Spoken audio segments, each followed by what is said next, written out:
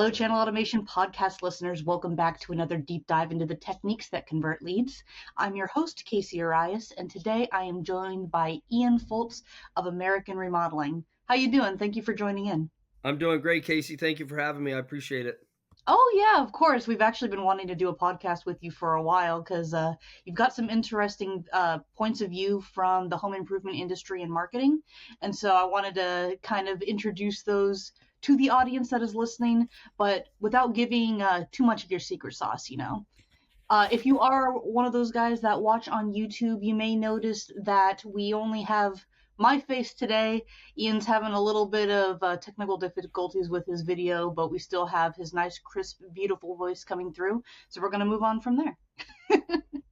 They'd much rather hear my voice than see my face. I can assure you of that. Oh, I don't know about that. I did see the lighting in your room. It was very nice, and I appreciate lighting as somebody who does video editing. All right, so tell me a little bit about your role in American Remodeling. So my role, I'm the vice president here of the company. I work directly for the owner of the business, Jason.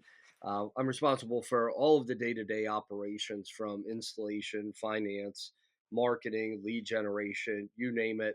My job is to worry about all of the operational, pieces working together in unison, while Jason is able to focus on the strategic vision for the company and allowing us to grow. With a lot of different strategic initiatives that he'll take on. Yeah, very cool. And we got a chance to hang out with both Jason and Ian while we were over in Florida, and it was a really, really good time. I won't go into the party details, of course, but we had a really nice meeting, and we got to talk a little bit about some business stuff as well.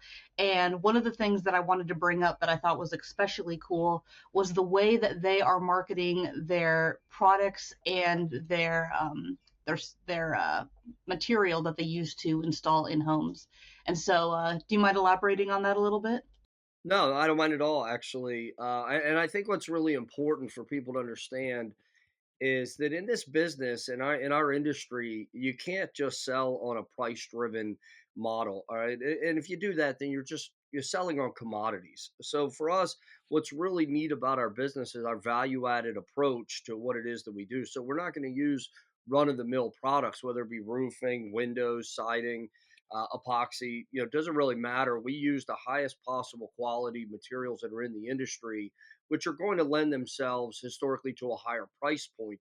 But what we do with the way that we market a lot of our really cool content, either short form or long term, is that we show the durability of our products, whether it be running over our bath pans with 8,000-pound military vehicles, or whether it be showing the durability of our stone coated steel roofing products by lighting them on fire with a flamethrower, or shooting various numbers of large caliber bullets at them, just to show the durability of what it is that we do.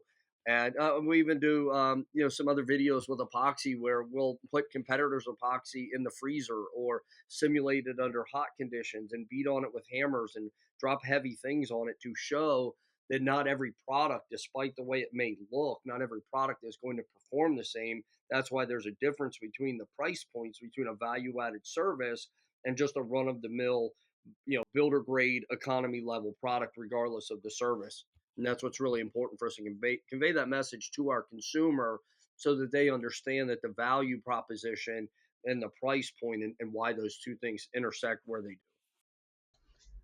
He's also not exaggerating when he's talking about flamethrowers and driving over with military vehicles. Like, it sounds like an outlandish way of explaining it, but I've seen the videos myself. In fact, I think for the people watching on YouTube, maybe I can put a couple of clips in here, but it is really something else. And like, as somebody who does marketing, I think that that's such a cool way to show how durable something is, because especially if it's going in like a bathroom or it's going to be exposed to the elements outside, it's important to show people, like, listen, this is the real deal stuff. You're not going to be getting any of this stuff at like Home Depot. I think it's a really creative and interesting way to show people that this is something that lasts a really long time. Yeah, and that's what's important for us too. Not that Home Depot doesn't offer, product lines for builder grade or budget conscious consumers. But when you're to your point, when you're looking for something that's going to have a long lifespan in your home, it's the biggest investment of your life. And if you're going to be living in there for a substantial period of time, there's a difference between an investment and a purchase. And so with all of our products, because of the value added proposition that we offer, it's an investment into your home. It's not a purchase of a bathroom. Yeah, exactly. Also, so we're going to kind of segue over into what a lot of you guys listen for, which is how to implement new technologies into the home improvement industry or into industries that are notorious for not necessarily embracing new technologies. Maybe it's a lot of pen to paper stuff. When it comes to implementing new tech like AI or needing to overhaul the way that your call center and your sales team approaches lead outreach and sales, have you gotten any kind of friction from the team? Has it been met mostly with open arms? Or is it sort of like somewhere in between where it's like the sales team like it, but call center doesn't, or vice versa? Well, for us, with the culture of our business, we don't. There's no friction to adding, new tech stacks or new technology to any one of our number of different departments, because we are a forward-facing, tech-driven company, right? A lot of KPIs, a lot of automation, a lot of technology that we use. But to your point, you're absolutely right. In this industry, sometimes it is a little bit of a dinosaur model, slightly archaic, and for us, we have a motto in our organization with all of our leadership is that it's not the big that eats the small, it's the fast that eats the slow. So you have to be the quickest to where the consumer is in order to capture their business and capture their attention.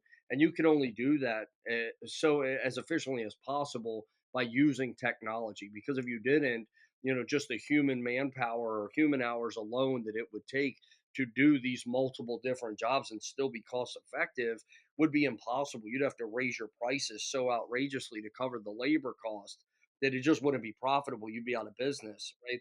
So we have to be able to use the technology that's available to us to make our every department, not just marketing, not just sales, but every department that we have as incredibly efficient as we can to make sure that we service our customer the right way. We do it as fast as we possibly can. And then we can make sure that it doesn't, kill our bottom line at the same time. Yeah, I completely agree with you, and I think that it's very interesting the way that you say like, hey, we need to have technology to support because we can't pay for the labor for continuously maintaining and growing. Because I can bring up examples, which I won't, of people who are like, no, I would rather climb up that mountain because I've been climbing up that mountain this entire time. Why do I need to ride like a lift over there? Like that's just crazy. Like I let me keep climbing my mountain. It's like, why are you working against the grain? It's going to be easier if you just learn this one little thing, and then from that point on you're not going to need to be climbing a mountain. You're going to be able to like get up there quick and then be more efficient. I think that you're exactly right in the way that you say that. Yeah, absolutely. And channeling with channel automation, or partnering, I should say, with channel automation has been one of the best things that we've done as a company, because it allows us to have an immediate touch with that consumer, especially on the inbound part of the lead that comes into the organization. But then when you set it up to trigger each and every single touch point along the way, I think that one of the biggest mistakes that's made in the home improvement industry today is that when a customer hands you their hard-earned money and they buy something from you, that a lot of times in the slower, less tech adaptive companies, they're a little bit more archaic. So if you don't touch the customer, the consumer's now giving you, I don't know, pick an arbitrary number, $10,000 for your project, and they don't hear from you for a couple of weeks. Imagine what that does to the consumer. Imagine, how scared they feel. It's one of the most, heavily complained about industries for that very reason, right? People, they get scammed all the time. So, if you're not, dealing with your customer and touching them and keeping them updated along the way, then you're doing an injustice to the customer. You're not keeping them, up to date. You're not getting them up to speed on what the status of their project is. And eventually over time, say it's 6 weeks from the time they purchase a window from you to the time they're going to get it installed. Over those 42 days, what is that customer thinking? They're going, oh my gosh, did they take my money? Am I going to get a product? What's going on? Where are we at? And they start to really get cold feet over the project. So if you can touch that every step of the way post sale, this isn't just about doing it before you get to them. But post sale, whether it's, we need to work on your financing documents, or I need you to upload a completion certificate for financing, or here's the technician that's going to come out and rapid measure your windows. Here's who the installers are and what time they're going to be there. All of these things can be automated so that the customer is getting that in real time, and that they're getting that touch point that doesn't always have to be from a human being making a phone call, that we can use that technology to drive our business, stay efficient, but also put the customer first every time. It's always better to over communicate than under communicate when it comes to big projects. Absolutely right. Yeah. And even if you're somebody who's like, hey, we got your materials in for your project. Hey, now the materials are coming to your house with Roberto. Okay, they're going to come right now and they're going to install your thing. Great. Now this is how many days that we estimate before this thing is coming in. Okay, great. Your financing has been approved. It's just like constant messages going out. It's like, great. Thank you very much. Now I know what's going on. And you're right. It's one of those industries where people get scammed all the time, and we're actually going to be doing different webinars for like what to look for in a good contractor, to sort of help the public, give it to our clients to give to their people who are like thinking about potentially doing a project but they're scared, they don't know who to go with. That's one of the programs that we're going to be kind of running in the next couple of months. It's already 2025. Like I'm still in the last year's mindset a little bit, but I think it's important when it comes to informing people. What do you think is the most common question besides how much does it cost? Well, I think there's a number of different questions depending on where they're at in the buying funnel process. I think that pre-purchase, I think that cost is important, but it's not nearly as important pre-purchase as what is the material made of, right? What is your warranty like? How long have you been in business? Is If something were to go wrong, what departments or what systems and processes do you have in place to make sure that this gets rectified right away? Nobody's perfect, right? So we put pre-purchase. We can talk about how our systems and processes and how fantastic they are, but the real bread and butter of all of that is making sure that you don't just talk about the systems and processes, but you're able to execute them. So pre-purchase, when we're in the home, that other than price, the biggest questions are the ones I just alluded to. Like, how soon can you get here? What is your warranty like? Are you going to still be in business if, God forbid, something does happen to my roof, window, siding, whatever? Do And they then the last actually one, have do they actually ask that? Like, how long are you guys going to be in business for? Because I think that's oh, an excellent absolutely, question. yeah, and it's such a problem in the home improvement space, because 96% of every home improvement company goes out of business before year six. So if you've got a 4 out of 100 chance of the company they're potentially doing business with being in business after year six, that's a huge problem. And it's a huge fear for consumers is, if I spend X amount of dollars of my hard earned money on project Y, whether it be a roof, a window, whatever, man, if there's only a 4% chance of this company being in business still after year six, does it make more sense for me as the consumer to spend a few more dollars to go with a company that's licensed, insured, bonded above state minimums, and has a 40-year proven track record, or whatever another listener's track record may be? But those are absolutely important questions that consumers are asking. How comfortable are they handing our company, in essence, $10,000 or whatever of their hard-earned money, and are we still going to be here if they need something? Yeah, I mean, what's the point of giving a lifetime warranty if your lifetime is shorter than their lifetime? Yeah, Yeah. I get it. The warranty is only as strong as the company's ability to stand behind it. Put that on a t-shirt. Love it. We should. All right. So, how have you noticed versus like a few years ago? I know for home improvement industry, people who were at home during the pandemic, they got to like it actually was a thriving business. But how have you noticed any kind of changes that have happened since then? So just like 5 years later now, which is crazy to say. It seems like it was just happened, but Yeah, there's times where I still feel like we're in it. But you're right. 5 years in March, it'll be 5 years. So I still think the business or the industry as a whole is thriving. I mean, we're seeing year over year growth in the double digit percentages. And I think as an industry, you're looking at close to $1 trillion, is projected in 2025. And I think the business is still strong. I think the industry is still has a lot of customer demand. I think the largest challenge that most of us are facing in the industry is having to do with the financing of projects. A couple of years ago, it was a lot easier to borrow money for our customers than it is now. But the supply chain issues have all been fixed. The labor problems, for the most part, are good, and the consumer demand for most home improvement projects, all of the ones that we focus on, is still incredibly strong, growing over last year. And all we see, is clear skies ahead of us, with the exception of adaptation to the TCPA 1-to-1 compliance law that will go into effect Monday. So, other than that, I don't see a single roadblock in the way. For all of 2025, I think that we're going to continue to thrive. Yeah, and in this particular case, we already are going to be in TCPA. I was going to say something negative. TCPA realm, within by the time this podcast goes up.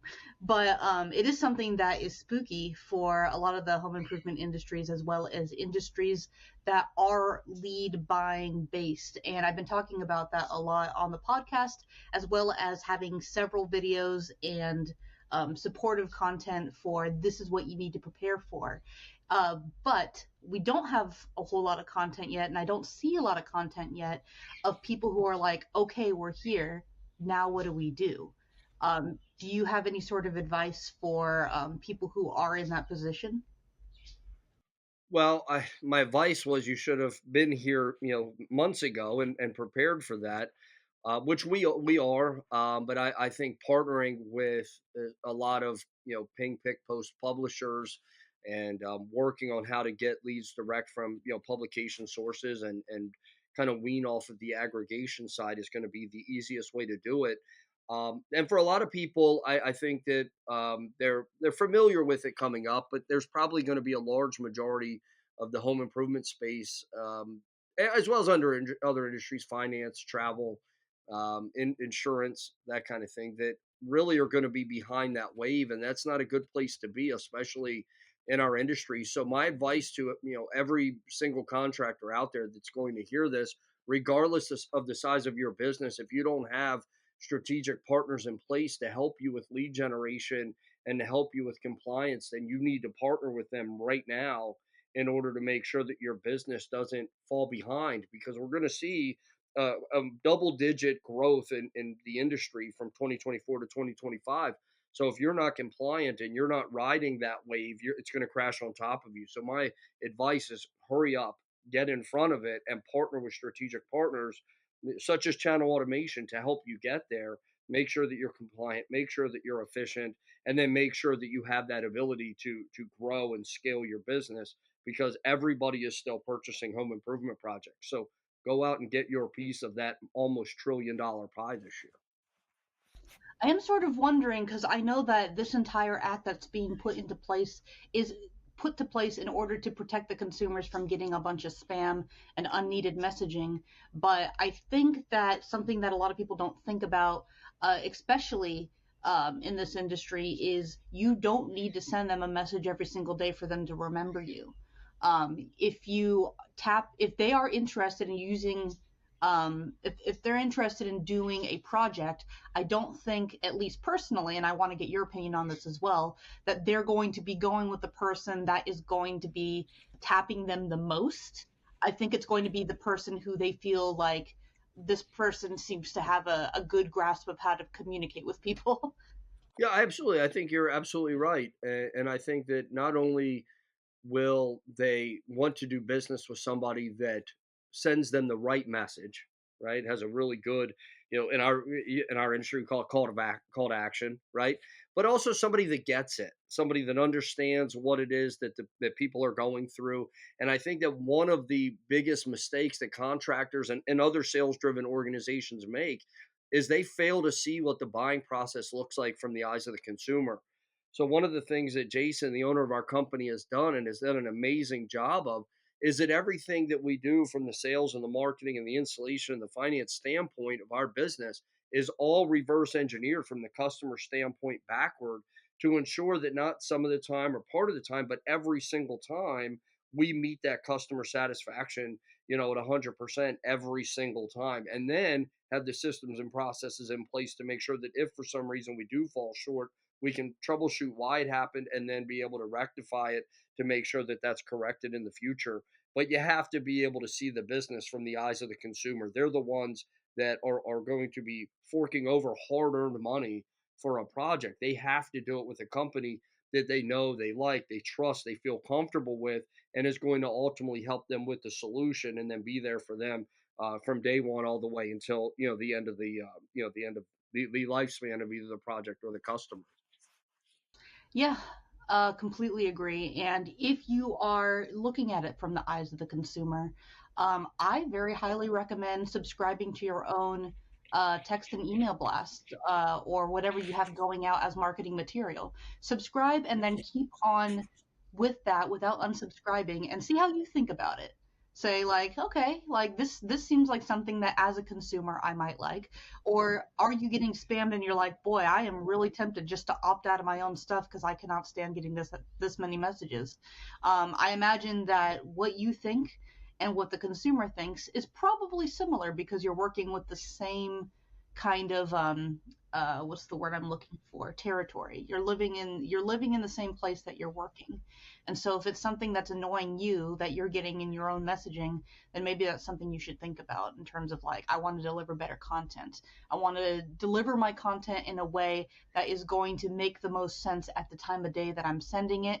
And I want this to be interesting. I want to take you from the beginning of the project to the appointment, to the installation, to the end of the installation, to the review, without making you feel like you are either completely abandoned, not getting enough messaging, or you are getting stuff that doesn't pertain to you or doesn't make sense for you to get. I absolutely agree with that. I think that you're absolutely right. You're incredibly spot on. And one of my business mentors when I was very very young in this business said something to me, and I don't know if he quoted this or if it was a statement that he quoted or if it was somebody else. It's an author, so I don't know who to give credit to. But the saying was, "You can only expect what you inspect." So I think that a lot of times, what business owners or business leaders, department heads, regardless of who it is, they get so lost in the everyday minutia of their business, they forget to look at what it is that they're actually doing and see what that looks like from the eyes of the consumer. So we're very big on that in our organization. We inspect everything every day because if you can't, then how can you manage the expectation of what you want from whatever that process is? If anyone knows where inspect what you expect came from, please tell me because the leader of channel automation, Vic's son, he uses that constantly, and I've heard other people who are like business owners using that constantly as well. It must come from somewhere. I don't know what the source is, but I think it's a really good thing to live by. If you are trying to make sure that something is delivered properly, then you need to make sure that you are looking at the thing being delivered instead of being like, it'll be taken care of on its own. It's not good to ever become too complacent, especially as somebody that is an executive or higher in the business. It's good to constantly be trying to innovate and change if you need to keep up with the times to make sure that you're talking to your customers in a way that makes sense. So I think you're absolutely right there. Um, on that same vein, what is something that you do think that American Remodeling does that you wish that more improvement companies would adapt or do differently? Besides the flamethrowers and driving over things with tanks, because I think that they should do that more. I would, Oh, I wow. would be Yeah, interested I by mean, that more. aside from having really cool products and really just a lot of fun in our workplace, we find ourselves at a crossroads a lot of times with I think what other companies will find is the same struggle. When you have a husband and wife ownership team where for years it had that you can't see my air quotes, but that mom and pop shop feel. And as you continue to grow that organization, you've got to be able to morph that into a really strong corporate structure as well. And the thing that allows you to have that more metamorphosis, if you will, from mom and pop shop to a corporation is your culture. And that's all it is your culture and your ability to adapt to, cultural change. And we're led by such an incredible group of leaders here in our organization, starting but not limited to, but starting with the owners here of the company. That, like I said, they're a husband and wife team. And if it wasn't for the incredible, impeccable leadership of what it is that they provide, it's hard to say what that culture would look like. But there's another saying that I got from the same mentor. Again, don't know where it came from, so hopefully one of your listeners can maybe give us the origin of that. But it was that the fish stinks from the head down. Well, that's the same in organizations with toxic cultures, right? It starts with leadership. Well, in our business, our leadership is impeccable. It's above reproach with the ownership of our company, and that strong leadership and development works its way down to me, to other senior staff members, and then down to department heads, and even through to hourly employees, right? That it's leadership, it's development, it's growth, right? And a lot of construction companies or contractors or home improvement organizations like ours struggle with that culture because they focus on revenue. We focus on doing the right thing for our customer, doing the right thing for our employees, doing the right thing for our vendors. And if we do the right thing every time, then the revenue comes just as a pure default of running a really strong, really clean, really well run organization. I completely agree. And that's the kind of organizations that I want to work with as well. And that's something that, without saying it, without bragging about it, people are going to be drawn to it. And you don't have to tell people like how long you've been in, like, you don't have to be like, we have all these rewards from Better Business Bureau, or we were rated #1 in this area. You don't have to tell people that. If your culture is good and your business practices are good, it's going to speak for itself, you know? I think you're absolutely right. It's like culture is such a good way to start. And I love the analogy, by the way. Never heard that phrase before, but I'm going to be using it for sure. That's a really really good one Again, about the I don't know fish. where these I phrases also come from, so I don't know who to give the credit to, but It's okay. I'm sure they're not listening to the podcast waiting for you to give them credit, but maybe they are. That'd be pretty cool. we'll Be like, give oh, them a you're the shout out. fish guy. You have such a greatness. You're the fish You have guy. such an incredible base. Yeah, you have such an incredible base. I guarantee that some of my mentors are listening to you guys. You and Vic, your entire organization is so incredible. I promise you that a lot of my mentors are listening to you guys. Oh, that's very sweet of you to say. Thank you very much. I really appreciate that. Anytime we get any kind of feedback, definitely warms my heart. Appreciate it a lot. And we're probably going to be wrapping it up soon. So, do you have any last words before we do? I know that the last question kind of was any last words, but I want to give you one more opportunity to say something that is profound. Say something profound right now. Just kidding. Well, putting me on the spot to say something profound. Okay. Well, I'm first, just I say messing with you. embrace. Yeah, embrace the change, and it's necessary. Growing is hard, growing is tough, but embrace that change. It's such an incredible amount of opportunity for us not to sell home improvement projects. That's not what we're here for. That's not what we're in the business of doing, right? We're in the business of taking somebody's home and beautifying it and allowing them to be in this space, whether it's their bathroom or their kitchen or a beautiful stone coated metal roof or epoxy in their garage or a rubber product around their pool. Not only is it beautiful, but it's safe and it's inviting, and it allows them to just feel this strong connection with the biggest purchase of their life. And I think that that's the problem with most contractors and most home improvement companies is they're just going in and meeting with customers and trying to leave with dollars. Right? That's great. The revenue is amazing. But why don't we focus on what's most important is taking that huge, enormous purchase that we've made, right? Anybody with a mortgage is going to understand what I'm saying. It's the biggest bill you write every month. It's the investment of 30 years of your time and your money and your life, right? Understand what that customer stress level is and then do the right thing for them. Make it beautiful, make it safe, make it secure, make it long lasting, and you will have a customer for life. And good reviews. Don't discount the good reviews too. But yeah, customer for life, absolutely. And people who would like to Absolutely. give referrals. And yeah, like you said, you are a good company and the revenue will follow. And I can say from experience that American Remodeling is exactly the kind of people that we like working with as well. Somebody who holds the same values as us, and somebody who is able to contribute to their territory, as well as great advice for home improvement companies as a whole. This is what the kind of people that we like talking to, that we like partnering with, and we like working with. So I very much appreciate you coming on and giving us a little taste of what you guys do to reach success in your business. And that is going to be it for us today. So whether you like or hate what we talked about today, we do want to hear from you. We're going to be putting our contact information in the description. We're also going to be putting in American Remodeling's contact information in the description. So comment or shoot us an email at hello@channelautomation.com. And also please consider subscribing to this podcast. We would love to hear from you. Continue to get some tips on marketing, call center, and just general advice that's going to be helping your business. And as always, make sure to keep your lead conversion high.